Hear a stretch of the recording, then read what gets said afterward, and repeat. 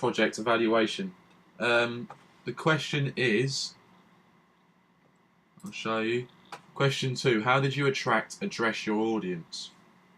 Analyse your front cover, contents page and double page spread. Refer to specific techniques you used and just justify everything in relation to your target audience.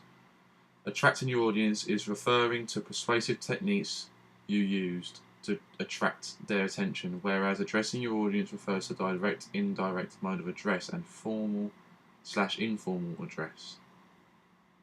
Okay, right, so what I've done is, here are the completed finalizations of my constructions. My music magazine front cover is here, my music magazine contents page is here, and my music magazine article, which is this way round, is here. Okay, that's a double page spread, and the article there, picture there. Alright, so I'll start with the front cover, then I'll do my contents page, then I'll do my double page spread. Okay, so basically all I'm going to do is just talk through different bits that attract my target audience and why. Okay, so question 1, I went through who the target audience is for my music magazine Plectrum. And question 2, I'm going to show you specific areas of which target that audience. Okay, so I'll start with the name Plectrum. I was looking into all different names, but I wanted it to be something that did refer to music, and if so, rock. Targeting the name to indie rock would be more difficult, but definitely Plectrum being something that the guitarist would hold to pick the guitar strings. It's kind of a symbol of rock. So I had my name as Plectrum, and then I also, here you can see that the man in the image, Ricky Joe Della, is holding up the Plectrum, sort of as a sign to the camera, giving me some sort of depth of field to the image as well. Sorry, a deep depth of field. Right, so let's start with the image, I guess. The image is of a man who, frankly, indie fashion, indie rock is more male dominated, so that's a stereotype there which I've sort of applied to.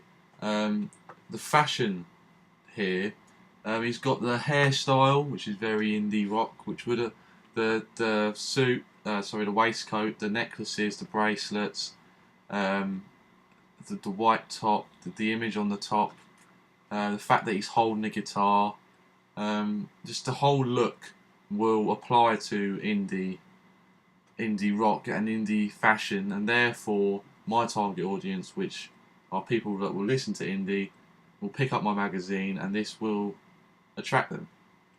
The colours are I've stuck to a colour scheme of black, white, red, and grey, and where I've had to, because the guitar is obviously it's orange, but I can call it red.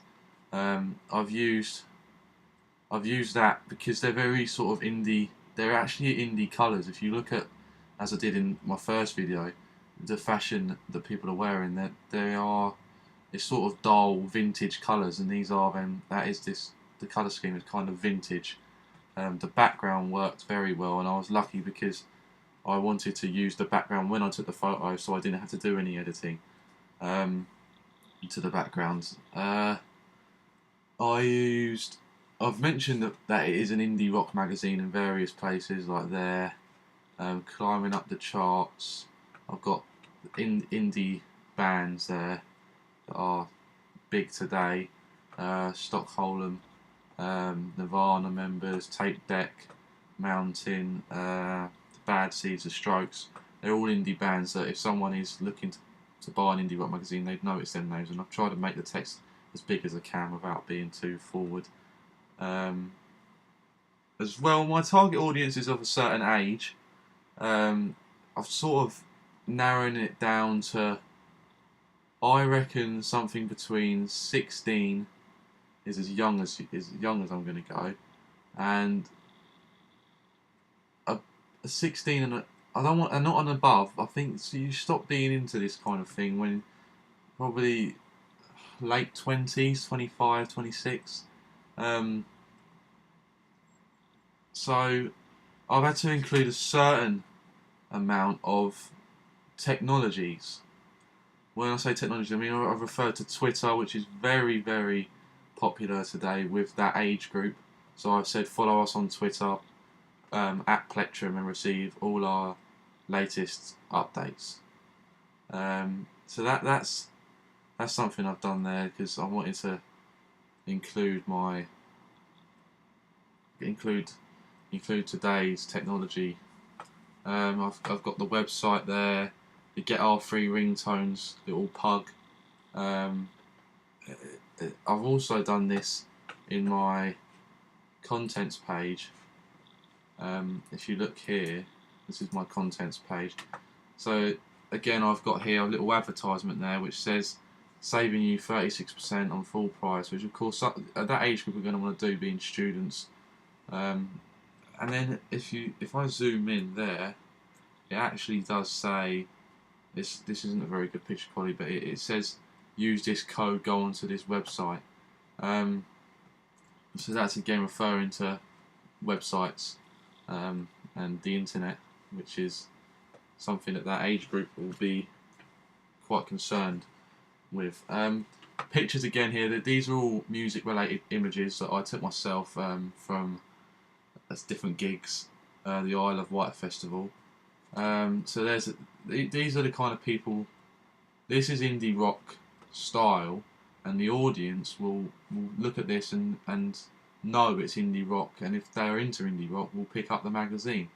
I'll go through the texts I've used. I've sort of randomised the different texts that I've got here and different fonts to keep it interesting, to keep it fun.